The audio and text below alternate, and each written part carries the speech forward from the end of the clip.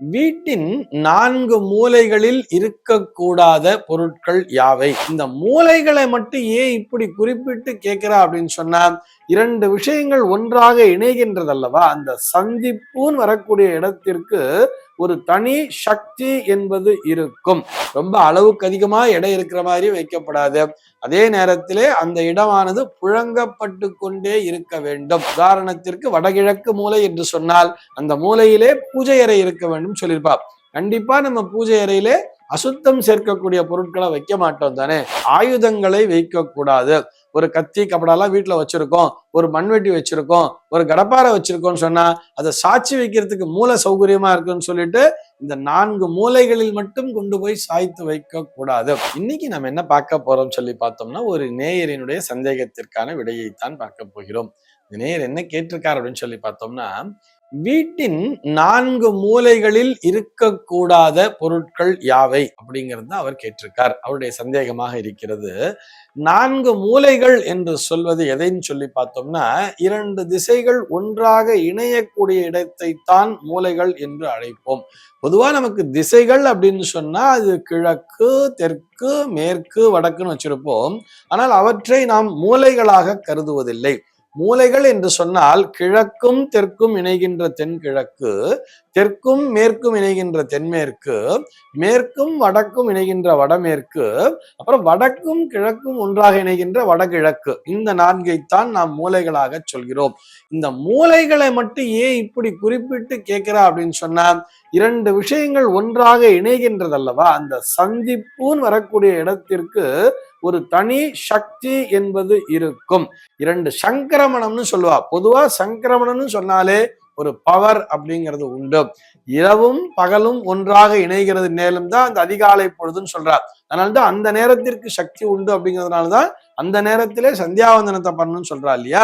இது போல 2 விஷயங்கள் ஒன்றாக இணைகிறது அப்படின்னு சொன்னாலே அதற்கு சக்தி என்பது உண்டு. இங்கே வடக்கு திசையும் கிழக்கு திசையும் ஒன்றாக இணைகிறதுன்னு சொன்னா அது வடகிழக்கு திசை.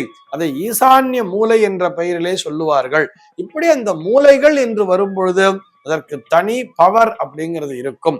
அப்ப அந்த தனி பவர் இருக்கக்கூடிய இடத்துல எப்படி இருக்கும்னு சொன்னா சுத்தபத்தமாக இருக்க வேண்டும். அசுத்தமான பொருட்களை அங்கே வைக்க கூடாது. கழிவு பொருட்களை கொண்டு போய் அந்த இடத்திலே வைக்க கூடாது. ஒரு தொடப்பத்தை கொண்டு போய் வைக்கிறேன், இல்ல நான் என்னுடைய காலணிகளை அங்க வைக்கிறேன், என்னுடைய செருப்புகளை கொண்டு போய் அங்க போடுறேன்னு சொல்லிட்டு எந்த மூலைகளிலுமே இது போன்ற அந்த அசுத்தத்தை சேர்க்கக்கூடிய பொருட்களை வைக்க கூடாது. அதே மாதிரி காலியா இருக்கக்கூடிய விஷயங்களை வைக்கக்கூடாது. ஒரு காலி குடத்தை கொண்டு போய் வைக்கிறேன், எம்டியா தானே இருக்கு, அது சுத்தமா தானே இருக்குன்னு சொல்லிட்டு ஒரு காலி குடம் அல்லது ஒரு காலி பேரல் இருக்கு வீட்டுல, அதை கொண்டு போய் நாங்க ஸ்டாக் வைக்கிறேன்னு சொல்லிட்டு இந்த மாதிரி ஒரு வேஸ்டேஜ் ரூம்னு ஒன்று வச்சிருப்பா தெரியுமா? இந்த வேஸ்டேஜ் ரூமு, இந்த மாதிரி ஸ்டோர் ரூமு, யூஸ் பண்ணாத ஒரு விஷயத்தை கொண்டு போய் அந்த மூலைகளிலே சேர்க்க கூடாது. வெயிட்டும் ஏற்றக்கூடாது. ரொம்ப அளவுக்கு அதிகமா எடை இருக்கிற மாதிரி வைக்கப்படாது. அதே நேரத்திலே அந்த இடமானது புழங்கப்பட்டு கொண்டே இருக்க வேண்டும். உதாரணத்திற்கு வடகிழக்கு மூலை என்று சொன்னால் அந்த மூலையிலே பூஜை அறை இருக்க வேண்டும் சொல்லியிருப்பா. கண்டிப்பா நம்ம பூஜை அறையிலே அசுத்தம் சேர்க்கக்கூடிய பொருட்களை வைக்க மாட்டோம் தானே. அந்த இடத்த சுத்தமா வச்சிருப்போம். அதே மாதிரி தென்கிழக்கு மூலை என்று வரும் பொழுது அதை ஆக்னேயதிக் என்று சொல்லி அது அக்னி மூலை என்று வைத்திருப்பார்கள். அந்த இடத்திலே சமையல் செய்வது நல்லது என்று சொல்லி இருப்பார்கள். ஒரு சமய கட்டில கூட நம்ம அசுத்தம் தரக்கூடிய பொருட்களை வைக்க மாட்டார்கள் தானே. கழுவ வேண்டிய பாத்திரங்கள் கூட தனியா சிங்க்ல போட்டு வச்சிருப்பா. இருந்தாலும் அதுவும் ஒரு சுத்தமான பொருளாத்தானே இருக்கும். ஒரு செருப்பை கொண்டு போய் நம்ம அக்னி மூலையில வைக்க கூடாது இல்லையா? ஏன்னா அது வந்து சமய கட்டா போயிடுது இல்லையா? இப்படி ஒவ்வொரு மூலைகளுமே தனித்தனி முக்கியத்துவம் பெறுகின்றன. நமக்கு இந்த பக்கம் தென்மேற்கிலே வந்தாலும் சரி, அல்லது வடமேற்கு மூலை வாயு மூலை என்று வந்தாலும் சரி, இதுலலாம் வந்து பெட்ரூம் வச்சுக்கலாங்கிற மாதிரி வச்சிருப்பா.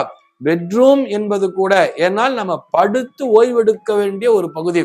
நல்லா அங்கதான் ராத்திரி ஃபுல்லா படுத்து தூங்க போறோம் சொன்னா அங்கே நம்முடைய மூச்சு காற்றானது, அந்த சுவாசமானது நம்மையும் அறியாமல் நம்ம ஆழ்நிலை உறக்கத்தில் இருக்கும் பொழுது நிம்மதியாக அந்த மூச்சு காற்றடை நம்ம சுவாசிக்கணும் சொன்னா அந்த இடம் எவ்வளவு சுத்தமாக இருக்க வேண்டும்.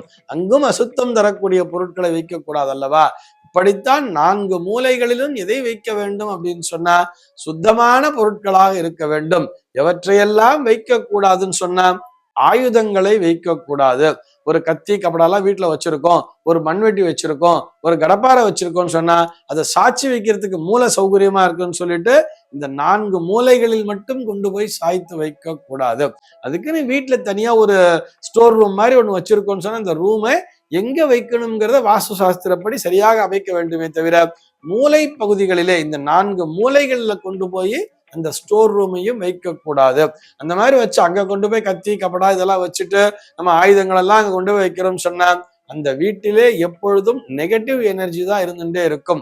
ஒரு விதமான கோபமான மனநிலை என்பது அந்த வீட்டு எஜமானருடைய வாயிலிருந்து வரக்கூடிய வார்த்தைகளிலேயே வெளிப்பட்டு கொண்டிருக்கும். ஆக 4 மூலைகளிலும் நீர் அப்படி, அது அக்னி மூலையை தவிர மற்ற மூலைகளிலே நீர் என்பது இருக்கலாம். ஒரு காரணத்துல ஒரு பானையை வச்சு நம்ம அங்க தண்ணிங்கிறத வச்சிருக்கலாம். அது வீட்டிலே குளுமைப்படுத்தி கொண்டே இருக்கும். அக்னி மூலையில கூட பார்த்தோம்னா சமயக்கட்டு இருக்குன்னு சொன்னா அந்த சமயக்கட்டுக்குள்ளேயே கூட ஒரு மூலையா சிங்க்ல வச்சிருப்பா தெரியுமா. சமயக்கட்டு அந்த ரூமுக்குள்ள பார்த்தோம்னா அங்கே அந்த வடகிழக்கு திசையில நீர் வருவது போல அங்கே ஒரு கழிவு நீர் தொட்டியை வச்சு அந்த தொட்டியில தான் பாத்திரம் எல்லாம் மாதிரி வச்சிருப்பா. இப்படித்தான் அமைக்க வேண்டும்னு சொல்லியிருக்கா. ஆக மூலைகள் என்று வந்து விட்டாலே அது சாநித்தியம் நிறைந்தது, சக்தி நிறைந்தது.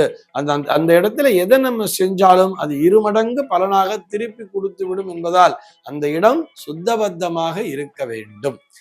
இது போன்ற சந்தேகங்கள் உங்கள் மனதிலே தோன்றலாம். உங்கள் மனதிலே தோன்றக்கூடிய சந்தேகங்களை கீழே உள்ள வாட்ஸ்அப் எண்ணிற்கு அனுப்புங்கள். நம்முடைய அர்த்தமுள்ள ஆன்மீகம் பகுதியில் அவை பற்றி விரிவாக விவாதிக்கலாம். சர்வே ஜனாஹ சுகினோ பவந்து.